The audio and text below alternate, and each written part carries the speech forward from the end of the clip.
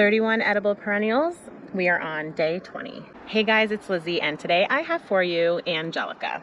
With a hardiness zone of 4 to 9, Angelica is actually a biannual, but I am going to add it to the perennial list. A biannual means that this plant reaches its maturity within a 2-year cycle. Colder climates, it could take 3 to 4 years to reach maturity. It grows tall in the second year with flowers blooming in midsummer, followed by fruiting and then going to seed. Once the seed has ripened and been dispersed, the life cycle is complete and these plants generally die. However, if you cut the flower stalks before the seeds form, the plant will continue to grow for many more years. Though each plant may only live a couple of years, it self-seeds easily, so you will likely see new plants popping up year after year. This herb prefers cool climates and sunny, semi-shady areas. From seed to root, all parts of this plant are edible.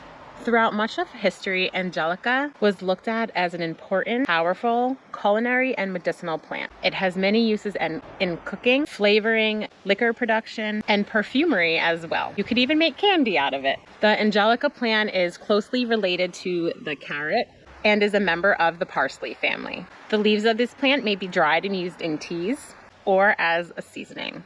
If you liked this one, hit that subscribe button. This was one that I never heard of, so I'm excited to actually try it. And if you haven't, let me know in the comments if you use this one. And that's it. I'll see you tomorrow. Thanks for watching Little House and Homestead.